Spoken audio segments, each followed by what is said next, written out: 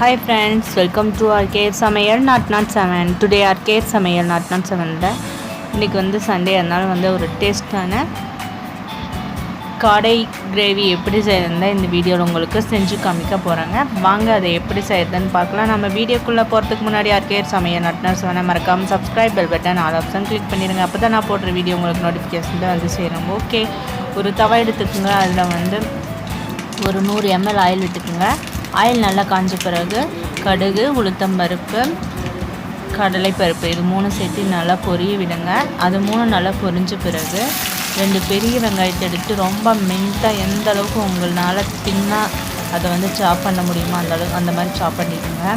ரொம்ப மின்ட்டாக அதை சாப் பண்ணிவிட்டு அதை வந்து அந்த ஆயிலே சேர்த்து நல்லா வதக்கி விடுங்க. ஒரு 4 நிமிஷம் நல்லா வதங்கணும். அந்த ஆயிலில் நல்லாவே வதங்கணும்.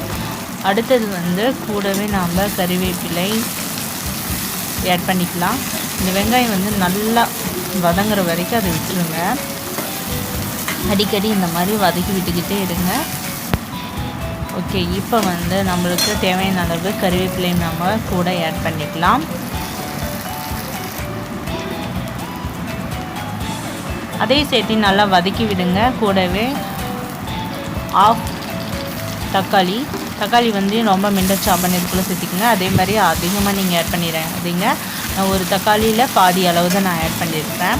இப்போ வந்து இதையும் சேர்த்து நல்லா வதக்கி விடுங்க. ஓகே, இப்போ வந்து வெங்காயம் நல்லா வதங்கிருச்சு. இந்த ஸ்டேஜில் வந்து 2 டீஸ்பூன் இஞ்சி பூண்டு விழுது நம்ம ஆட் பண்ணிக்கலாம். இதையும் சேர்த்து நல்லா வதக்கி விடுங்க. இதோட ரா ஸ்மெல் போயிடணும். ஸ்மெல் போயிடுச்சுன்னா ஒரு சூப்பரான ஸ்மெல் வரும். அது வரைக்கும் நம்ம வெயிட் பண்ணிவிட்டு அது நல்லா வதக்கி விடணும். ஓகே, இதை நல்லா வதக்கி விட்டுருங்க. அடுத்தது வந்து 2 காடை இந்த மாதிரி நான் சுத்தம் பண்ணி வாங்கிட்டு வந்திருக்கேன். இதை வந்து அதுக்குள்ளே ஆட் பண்ணிடலாம். நல்லா வாஷ் பண்ணிவிட்டு அதுக்குள்ளே ஆட் பண்ணிடுங்க. ஓகே, இந்த மசாலா பொருட்களோடு நாம் இதை ஆட் பண்ணிடலாம். இப்போ வந்து இந்த மசாலா பொருட்கள் அது இறங்குற மாதிரி நல்லா அதை வந்து அந்த மசாலாவில் அதோட சேர்த்து நல்லா பெரட்டி விடுங்க.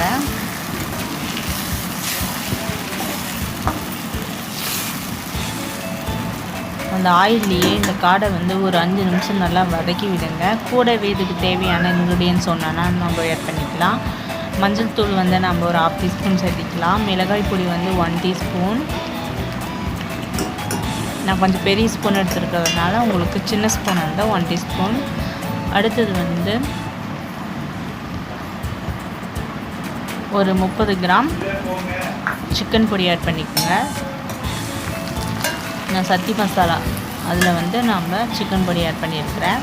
உங்களுக்கு எந்த பிராண்ட் பிடிக்குமோ அதில் ஏற்ற மாதிரி நீங்கள் ஆட் பண்ணிக்கலாம்.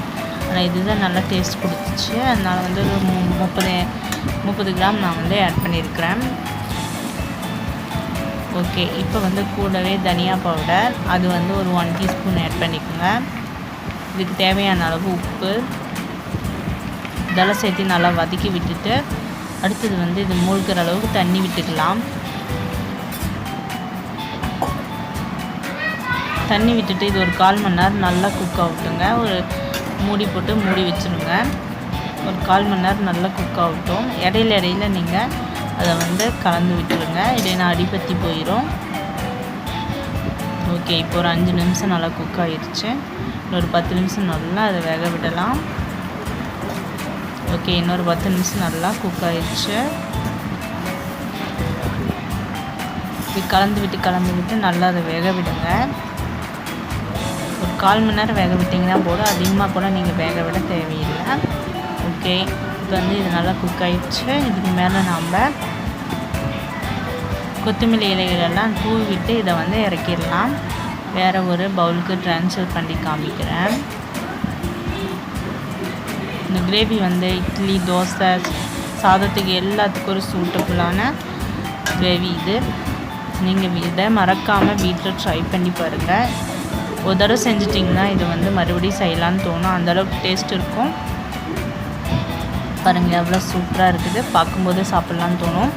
இந்த வீடியோ உங்களுக்கு பிடிச்சிருக்குன்னு நம்புகிறேன். பிடிச்சிருந்தா மறக்காமல் நம்ம RKR SAMAIYAL not 7 subscribe bell button all option click பண்ணிடுங்க. ஃப்ரெண்ட்ஸுங்களுக்கெல்லாம் ஷேர் பண்ணுங்கள். ஓகே, இதே மாதிரி இன்னொரு நல்ல வீடியோவோட நம்ம மறுபடியும் சந்திப்போம். ஓகே, பாய்.